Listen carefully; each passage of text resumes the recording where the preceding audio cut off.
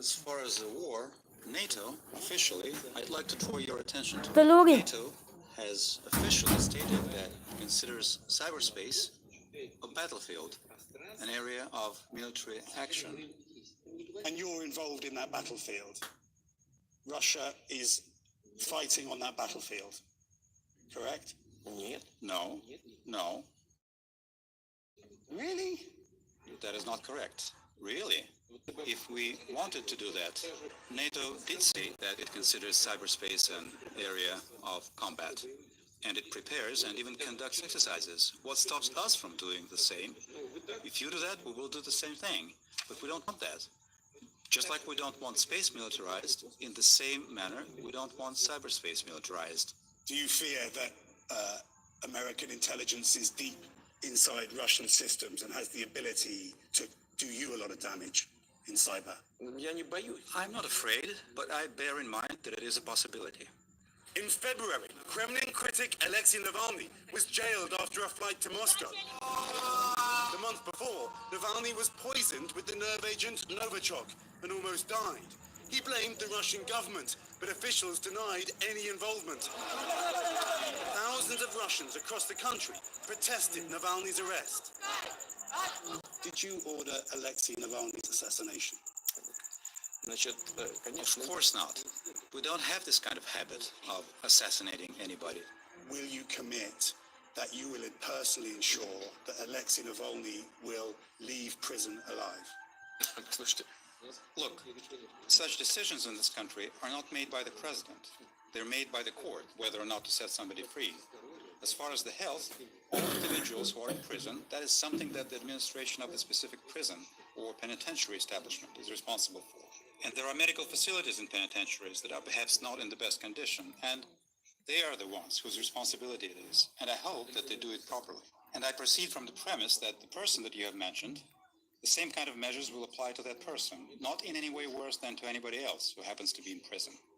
His name is Alexei Navalny. People will note that you weren't prepared to say that he would leave prison alive. Look, please listen to me carefully. His name can be anything. He's one of the individuals who are in prison. For me, he's one of the citizens of the Russian Federation who has been found guilty by a court of law and is in prison. There are many citizens like that. Let me ask you another direct question that you can answer, and it's an allegation that has been made, an accusation that has been made again and again now in the United States. The late John McCain in Congress called you a killer. When President Trump was told that you are a killer, he didn't deny it. When President Biden was asked whether he believes you are a killer, he said, I do. Mr. President, are you a killer?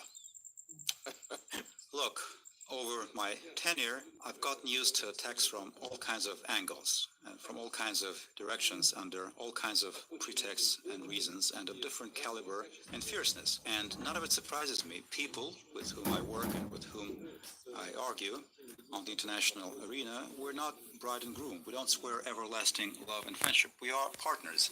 And in some areas, we are rivals. As far as harsh rhetoric, I think that this is an expression of overall U.S. culture. I don't think I heard you answer the question, the direct question, Mr. President. I did answer. I did. I will add, if you let me. I have heard dozens of such accusations, especially during the period of some grave events during our counter-terrorism efforts in North Caucasus. And when it happens, I'm always guided by the interests of the Russian people and the Russian state. And sentiments in terms of who calls somebody what kind of labels, this is not something I worry about in the least. Let me give you some names. Anna Politkovskaya, shot dead. Alexander Litvinenko, poisoned by polonium.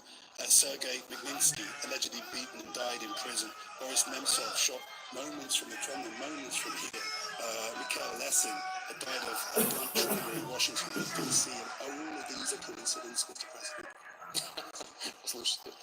Look, I don't want to come across as being rude, but this looks like some kind of indigestion, except that it's verbal indigestion. You mentioned many individuals who indeed suffered and perished at different points in time for various reasons at the hand of different individuals We found some of the criminals who committed those crimes, and some are in prison, and we are prepared to continue to work in this mode and along this avenue, identifying everybody who violate the law and by their actions cause damage, including to the image of the Russian Federation.